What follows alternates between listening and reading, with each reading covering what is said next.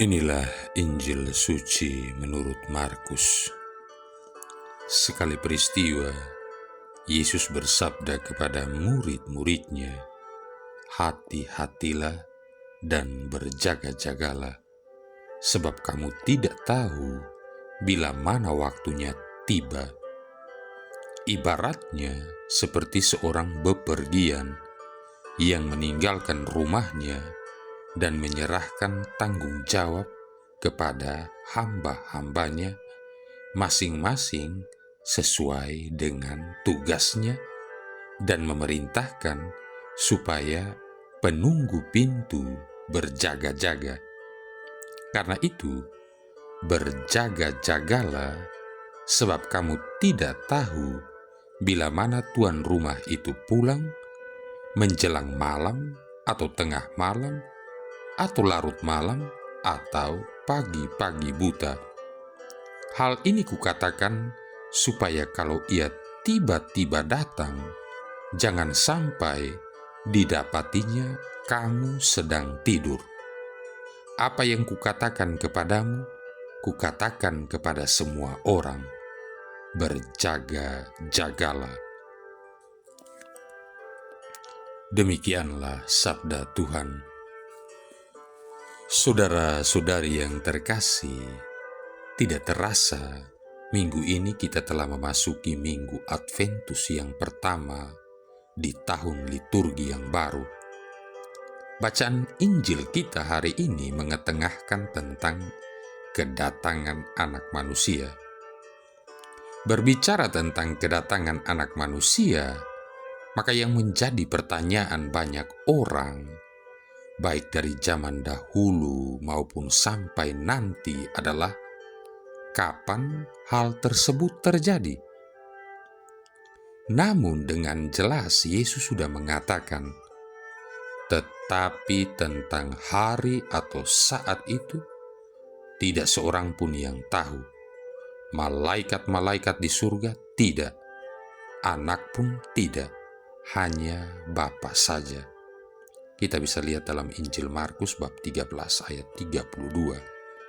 Dengan ini, Yesus mau memberikan peringatan atau teguran yang keras kepada orang-orang yang berusaha menentukan sendiri dengan berbagai cara ataupun hitungan yang didasarkan pada ayat-ayat tertentu dalam kitab suci tentang kedatangan anak manusia.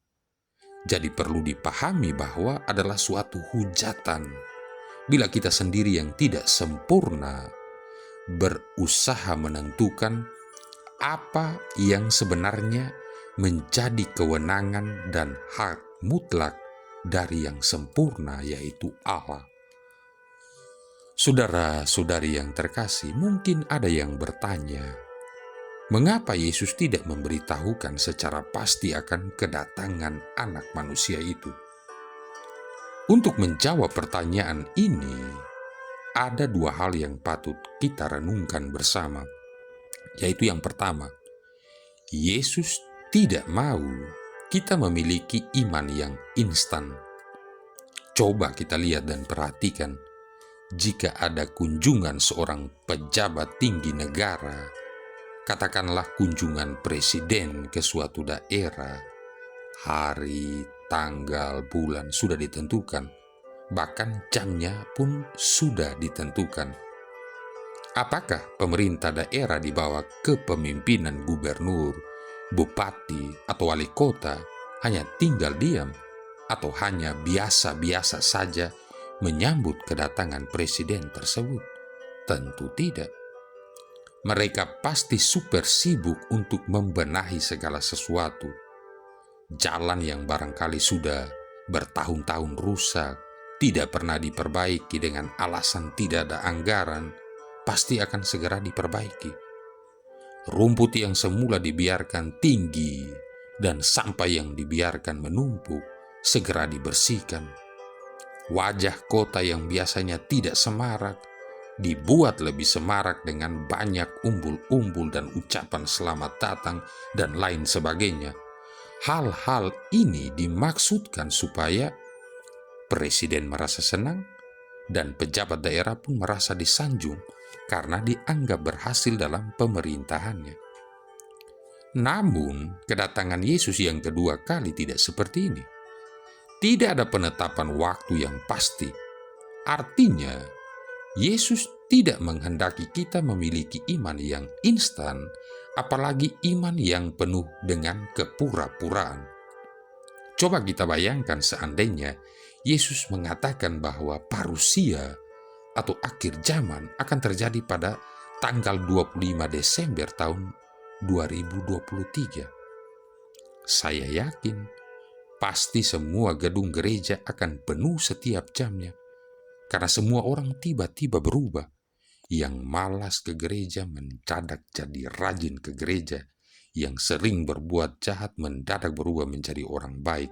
Yang pelit dan kikir mendadak menjadi suka memberi. Mengapa? Karena semua orang mau selamat. Tetapi sayangnya Yesus tidak mengatakan kapan waktu dan saat Anak Manusia itu tiba. Karena Ia mau kita memiliki iman yang berproses, bukan iman yang instan, apalagi iman yang penuh dengan kepura-puraan.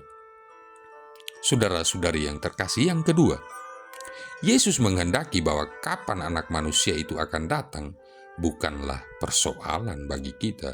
Hal yang terpenting bagi kita sebagai orang beriman adalah kita senantiasa siap apabila dan bila mana saat tersebut tiba. Itu berarti kita mesti berjaga-jaga supaya jangan kita didapatinya sedang tidur, hidup kita sedang amburadul dan sembrono. Orang yang berjaga-jaga adalah orang yang senantiasa berproses dalam pertumbuhan imannya. Hanya dengan iman yang berproseslah kita akan memiliki iman yang terjaga, bukan iman yang tertidur. Dalam proses tersebut akan terus berjalan dalam suka ataupun dukanya perjalanan hidup ini sampai kita meninggalkan dunia ini atau sampai parusia itu tiba. Haruslah kita sadari bahwa antara kenaikan Yesus ke surga dan kedatangannya kembali adalah masa di mana kita boleh berkarya untuk melaksanakan tugas dan tanggung jawab kita masing-masing sebagai orang-orang beriman. Dalam kepergiannya ke surga, Yesus telah mempercayakan tanggung jawab bagi kita semua supaya kita para pengikutnya hidup baik, berkata baik, dan berbuat baik. Tanggung jawab yang dipercayakan itu mesti kita kerjakan. Sebab di dalam melaksanakan tanggung jawab untuk hidup baik itulah kita menjadi orang-orang beriman yang berjaga-jaga. Saudara-saudari yang terkasih, pesan berjaga-jaga rasanya tidak asing lagi di telinga Kristiani kita, bahkan terasa sangat membosankan. Tetapi ternyata harus terus disuarakan di setiap waktu kehidupan ini, karena setiap detik adalah juga kemungkinan yang dapat saja menjerumuskan kita kepada kesesatan pikiran, sesat perasaan, dan sesat perbuatan.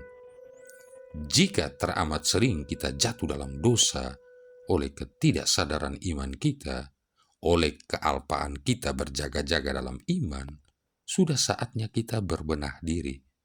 Ingatlah bahwa berdoa, hidup baik, dan berbuat baik adalah cara terbaik bagi kita untuk berjaga-jaga menantikan kedatangan Tuhan yang kedua kalinya.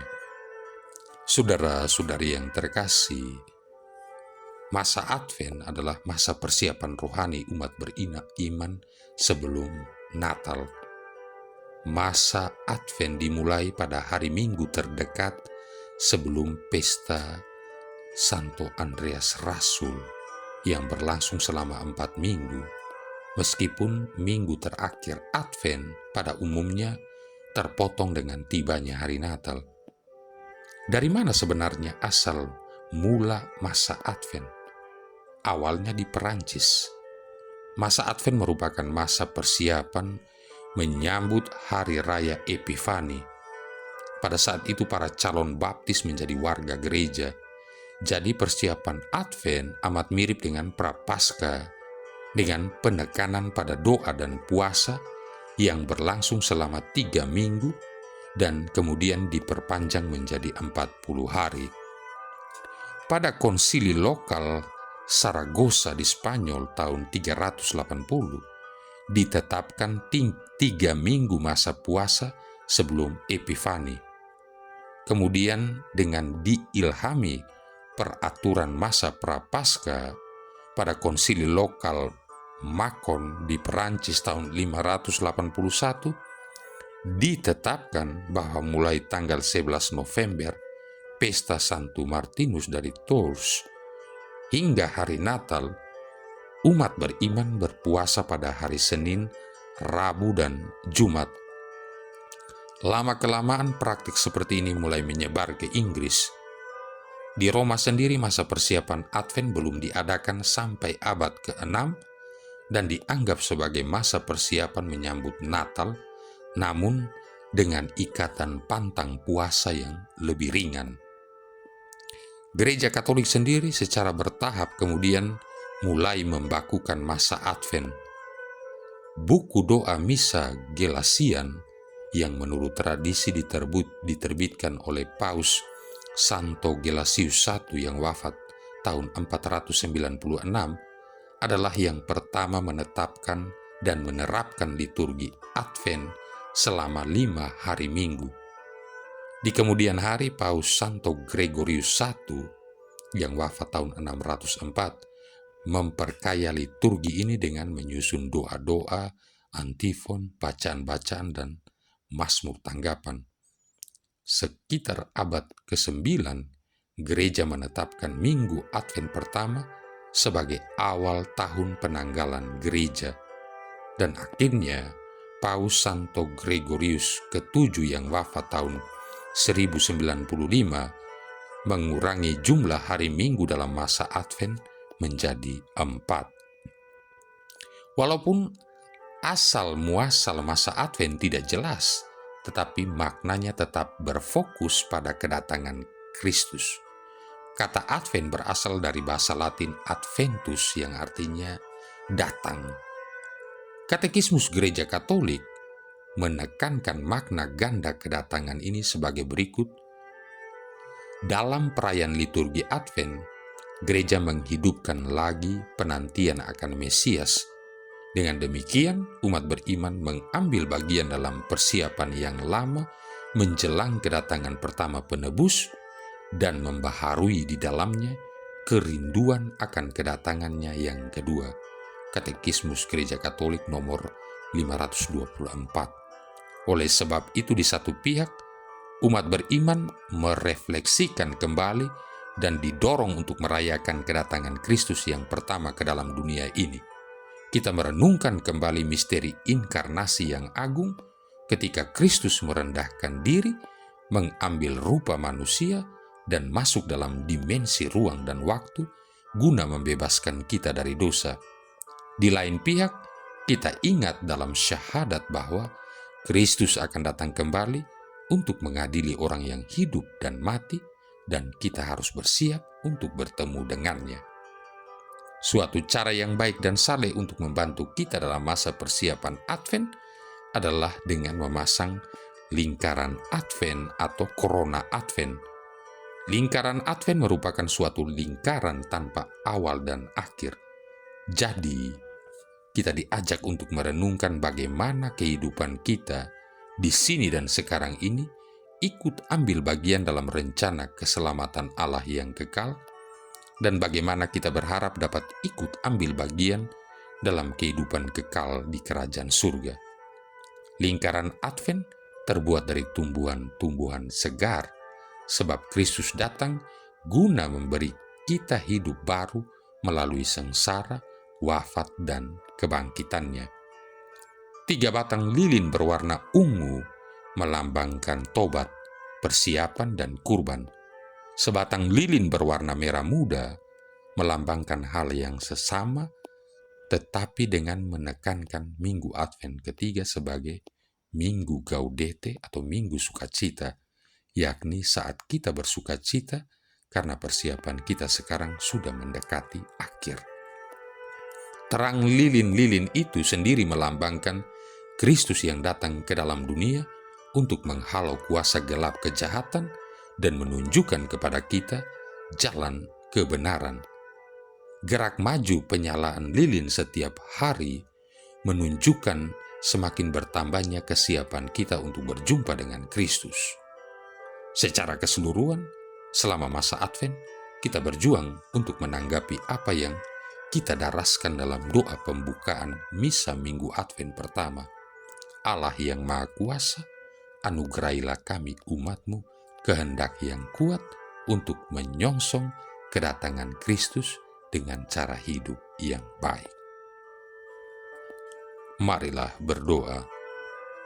Allah yang Maha Kuasa, anugerailah kami umat-Mu kehendak yang kuat untuk menyongsong kedatangan Kristus dengan cara hidup yang baik.